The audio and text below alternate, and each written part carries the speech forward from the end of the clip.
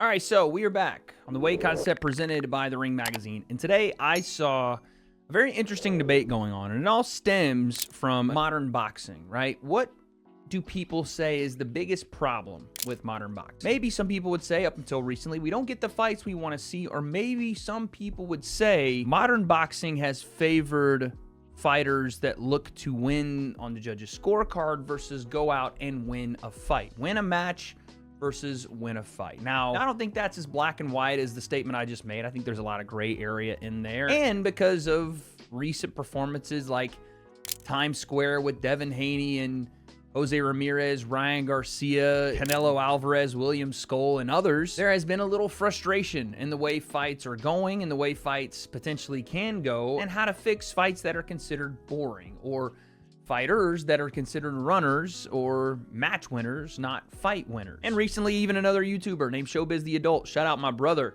has introduced the no running rule, in his opinion, to stop some of the lackluster performances in boxing. Guys that are, again, trying to win on the cards, not trying to win a fight. And today, Turki Alalshikh laid down the hammer. He said no more running will be permitted on his events, and the internet kind of lost their mind. But I think he might have been taken out of context a little bit. And I understand how this is going to sound because I'm working with the Ring, but also I kind of agree with him and Showbiz, and I'll explain why. The breakdown, let's go.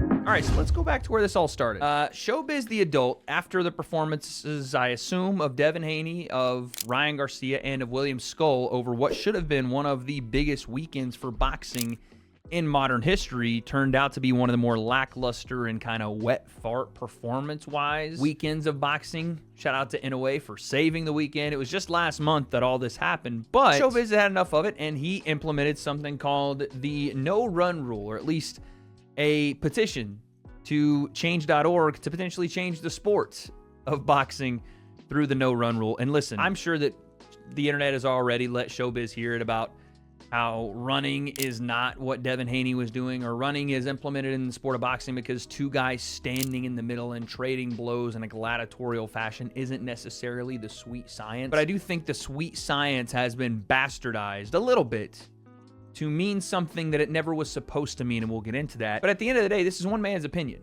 in Showbiz, and I think it's a good one, but you don't have to agree with it. No need to go after him or anybody else as a casual of boxing or don't know what they're talking. None of that stuff, because let me tell you, Showbiz, more than most people in the sport of boxing that have a platform, including myself, knows the sport inside and out and the history of it. So let's take a look at this. I just wanted to put that out there because let's all just relax a little bit. Let's engage in the conversation. Everybody's passionate. The people, especially that are the hardcore boxing fans, we know you're passionate, but let's just engage in the conversation without getting personal with it. Here is the issue. He says, I've been passionate about boxing for years, and as a devoted fan, and now as a contributor to the sport, the thrill of seeing two fighters engage in a battle of skill, strength, and strategy is unmatched. But recently, an issue has overshadowed this excitement: the tendency of some fighters to prioritize excessive movement or running over engagement. This is why I am advocating for the introduction of the no running rule to ensure the essence of boxing is preserved. Now, just off the first paragraph, Showbiz is specifically talking about running. Now, when he says the prioritization of excessive movement, I consider that, yes, running, but I also consider it strategy to win a fight by winning on the Marcus of Queensberry rule set or on the judge's scorecard. The sweet science, as now it's been referred to. The problem that I see with boxing right now, much like in basketball, when Steph Curry decided he was going to pull three-pointers from 35 feet and he could do it and it was effective, and he was consistent, he changed the game of basketball. Honestly, in my opinion, for the worst, because now guys that aren't Steph Curry, even though they can be great quality shooters in spurts, and even though teams like the Celtics hit a bunch of threes from time to time, the NBA has foregone a more fluid game of basketball, a game that includes both the short range, mid-range, three-point range, and defensive presence, along with a big man. I could go on, in lieu of essentially putting four players, maybe even five, on the floor that can potentially, in some cases, shoot the three and jacking up about 50 to 60 of them a game. What does this discussion have to do with boxing? The same principle almost lies true with some of the greatest fighters that could do everything but chose in certain instances to do the thing that we now call running, or the thing in their version or in their way that they could get away with that other fighters can't. It's much like we talk about Floyd Mayweather protecting the O, right? The 50-0 mark for Floyd, and how fighters want to move like Floyd did because he changed the sport. He also, in some ways, changed the sport in the ring. And not to say that Floyd was the first person to box on the back foot and look to move laterally to win fights when his hands broke and he was not as sure of a puncher moving up in weight. Other fighters did that as well. In Muhammad Ali, for example, yeah, he had performances where he was a lateral mover, or the George Foreman performance where he just took a beating on the ropes, but, fought very defensively. There's been other fighters throughout the history. Sugar Ray Leonard in the Marvin Hagler fight was very much lateral movement, but that's the greatest of the great of all time, and they did it in spurts, not entire performances, entire careers made off of fighting that way. This is kind of what I mean when I say the greats sometimes did things so well that it spoiled other fighters into thinking that was the specific way to fight. Now, again, you can't really tell people how to fight, but I think the point that Showbiz is making here is somewhere along the lines, fighters saw that this was a easier way to win fights, stay safe, make money, and continue to move forward in their careers. And I guess you can't really blame them when it's allowed to happen, but as spectators of the sport, as fans of the sport, it made the sport less interesting to watch. And make no mistake about it, whether we want to call boxing the sweet science or not, this is a spectator sport, and you can be damn sure that people do tune in to watch fighters fight each other. They don't tune in most of the time to watch a stalemate. And even someone like Guillermo Rigondeaux, who was a defensive master, didn't have a lot of fans that would tune in to a bunch of TVs. In fact, he was kind of blackballed off TV, off pay-per-view at least, because his style was just not interesting for people to watch. It was a defensive boxing presence of the highest order, but it just wasn't conducive to building a fan base, to building the sport. It worked for him, but again, as an exception to kind of what the sport is meant to be, which is, a fight. Boxing is not just about hitting and avoiding punches. Thank you. It is a testament to the courage and tenacity of its athletes. However, many consecutive rounds of excessive avoidance of engagement undermines these qualities and affects the sport's integrity. Quote, the no running rule would serve to discourage fighters from resorting to constant movement as a strategy to avoid fighting. This rule would allow referees to deduct points for excessive movement, with the intentions to avoid engaging instead of fighting, similar to the penalties given for excessive clinching. So Showbiz here is advocating for an actual rule set to be developed where fighters are discouraged from excessively disengaging from action. This is a little bit controversial, to be honest, but there is warnings about excessive clinching, which is in effect the 180-degree version of the no running rule, is as it were, or as it's mentioned here, right? Referees will get upset with you and will warn you and potentially will take a point while calling fights. I've seen this happen before, where referees will give, multiple warnings and even sometimes take a point for excessive clinching. Now, the question you have to ask is, why are they taking those points? And the answer is simple. Fighters are holding on to their opponents so that they don't have to fight. So the other opponent won't hit them and they don't have to hit the opponent.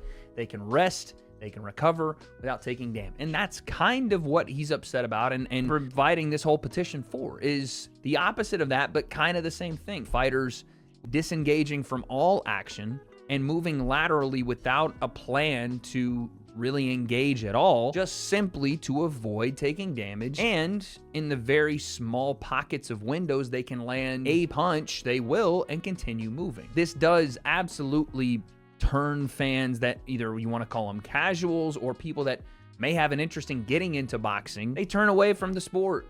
And it's so easy to see. It's not even close to watch a fight from the 1960s, 70s, 80s, or 90s between, again, the heavyweights of the 60s and 70s, the middleweights of the 70s and 80s, or the heavyweights of the 90s, and go, oh yeah, no, this is completely different from the fight we see today, especially in the lower weight classes. I mean, watching guys like Wilfredo Gomez and Salvador Sanchez, it's night and day different from watching some of the guys in the lower weight class of today's boxing. Again, the simple point is excessive avoidance of fighting in a fight turns fans off to watching what is happening and loses not only that fighter fans, but potentially fans of the sport in general, or potential fans of the sport. The objective is clear: to maintain the dynamic and engaging nature of boxing. This aligns with existing regulations, such as those that penalize excessive clinching, and would enhance the spectacular experience by encouraging continued action and engagement in the ring.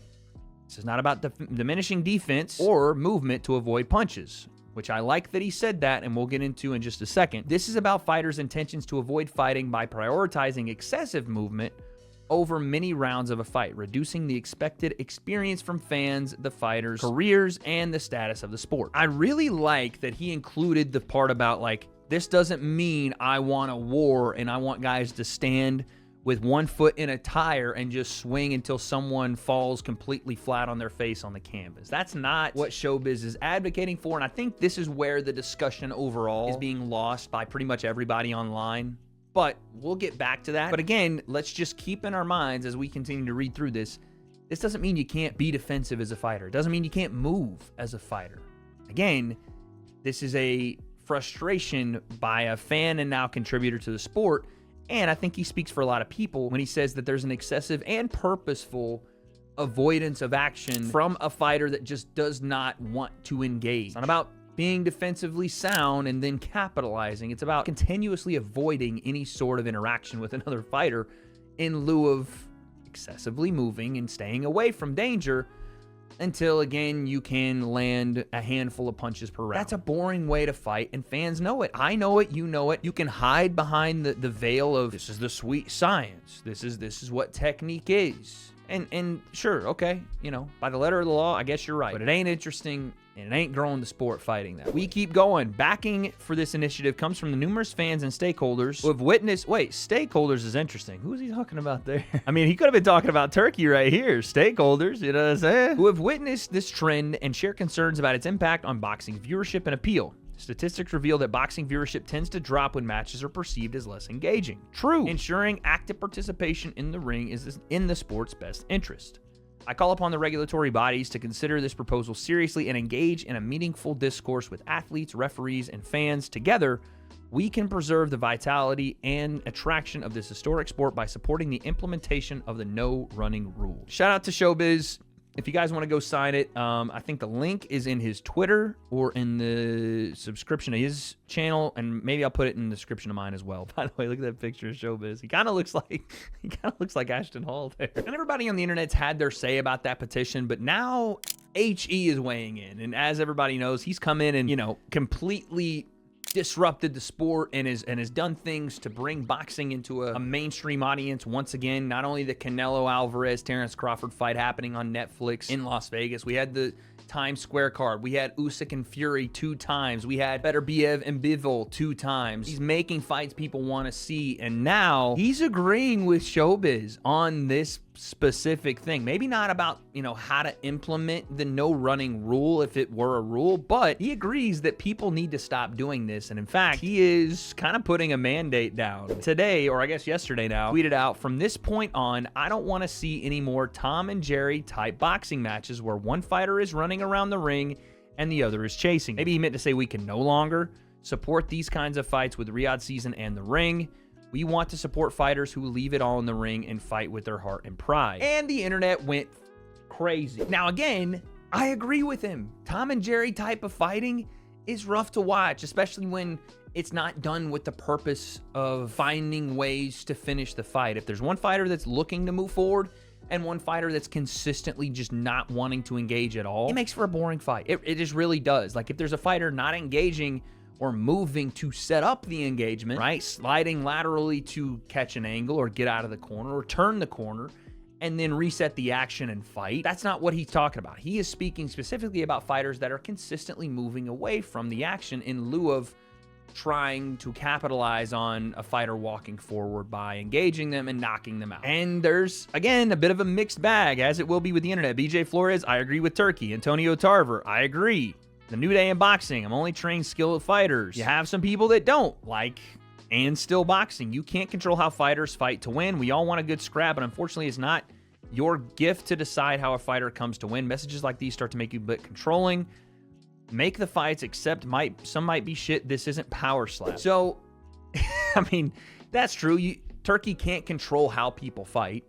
That's 5,000% true. That's never something he's going to be able to do. But again, I don't think this is Turkey trying to control fighting. It is him trying to encourage fighters to fight, again, to win fights by fighting, not winning boxing matches by running or moving laterally excessively or trying not to engage. Again, we go back to that point. But again, I think people are mistaking what Turki wants to see. He wants to see offense and defense, but done in a way that fighters can engage in the fight. Defense doesn't mean completely disengaging from your opponent. It can happen in certain points, again, to reset the action, to reset footwork, to cut an angle, to turn the corner, to get out of the corner, whatever it is. But those are moments in a broader context of trying to hit the opponent while also not being hit. It isn't, at least it shouldn't be, in my opinion, touch the opponent, hit the opponent once, maybe twice, and then completely get out of dodge until the next time you want to engage the action, just to do the same cycle over and over. And engaging the action is just 1 or 2 punches, because any more would leave you in the pocket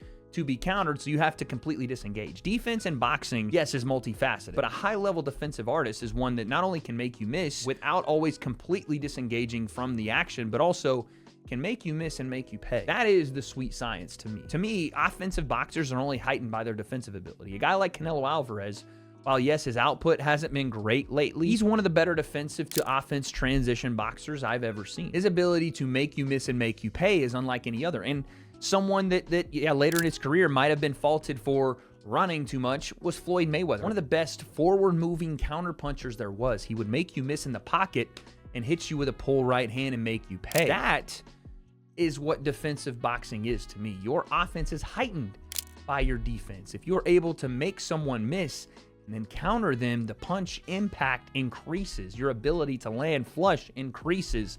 The damage increases. You get more entertaining fights, and so on and so on. But for the people that say that Turki can't control how fights happen, they're right. He can't. What he can do is discourage a certain type of fighting by partnering with fighters that share the same vision, fighters that want to fight. People have to get out of their mind that, I mean, let's just be honest, the Devin Haney style of fighting in the Jose Ramirez fight is what defensive boxing at its highest level looks like. It's not. What makes for a great fighter is to have that in their bag if things aren't going their way, if they need to reset the fight, but also to be offensively dangerous and defensively responsible in the pocket. But we're talking about a select few fighters, and those select few fighters, some of them have been considered the best in the world while fighting a very timid style, and it makes them not pay-per-view friendly. It makes them not entertaining for fans, and it unfortunately for them puts them in a position where they're not big stars and really no one is paying attention when they fight. So yeah, I don't know. It's just their careers become this here today, gone tomorrow kind of surface level. Well, hey, yeah, that guy fought, I guess, but no one's really resonating with that. No one's eager to see it. In fact, most of the time they're just eager to see someone get knocked out because they hate the way they fight. But again, I think that people are really focusing on this point that Turki is saying, I don't want runners, which to them means that Turki is saying, I want people to stand in the middle of the ring and swing it out until someone hits the canvas, which is not true. Lomachenko, just retired, had insane footwork and movement in the pocket. You didn't see Lomachenko moving backward a ton.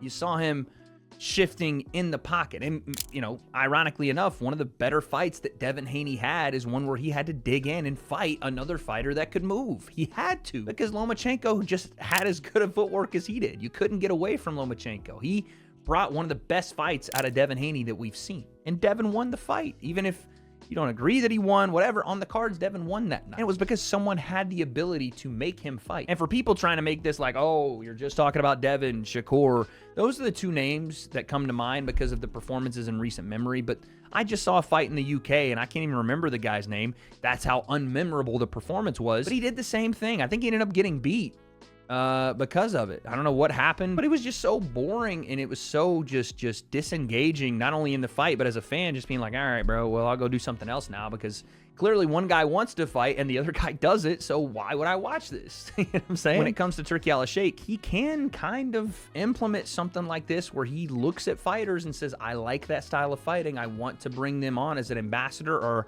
on a Ring magazine card or to Riyadh season. And whether you like it or not, he does have a lot of leverage. And that may be the one thing that changes the way fighters fight, is if Turki is signing some of the biggest fighters, he's signing some of the biggest fights, and you want an opportunity over there, you may have to change the way you fight if you're not necessarily doing that. And Turki's like, well, I'm not interested in signing you. Then I have no problem with that. And I don't think any fight fans should. That's what the free market is. That's what everybody enjoys about boxing, that they're frustrated with the UFC or some of these other companies, is that there is competition out there, right? You have the Ring magazine. You have these other promotions. If you don't like that Turki doesn't like that, then your favorite fighter can go fight on Matchroom, or they can go fight on PBC or somewhere else. Ultimately, that is his decision. So no, Turki can't change the way fighters fight, but that's not what Turki is saying. He's giving you all the message that if certain fighters, and I'm sure they know who they are, if they don't, then maybe they'll find out, but if they continue to disengage, if they continue to skate by, if they continue to try to win matches and not fights,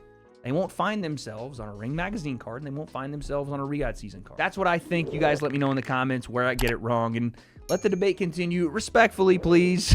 On all sides, because at the end of the day, everybody, we all love the sport. It's just a matter of making it the best it can possibly be by providing what it is that we think is wrong, or what fighters or commentators or contributors or fans or whatever, whoever else, promoters, can do better. Because I think we can all do better. That's what I think, though. You guys let me know in the comments. What happens next? Is Showbiz going to actually get a no running rule implemented? Or are you going to see Ring Magazine or WADE season cards a little different based on who is fighting in a certain way and who's going to be on them? I don't have any of those answers yet. But as far as this avoidance of contact in a combat sport goes, it's got to change. That's what I think. But I guess we'll find out.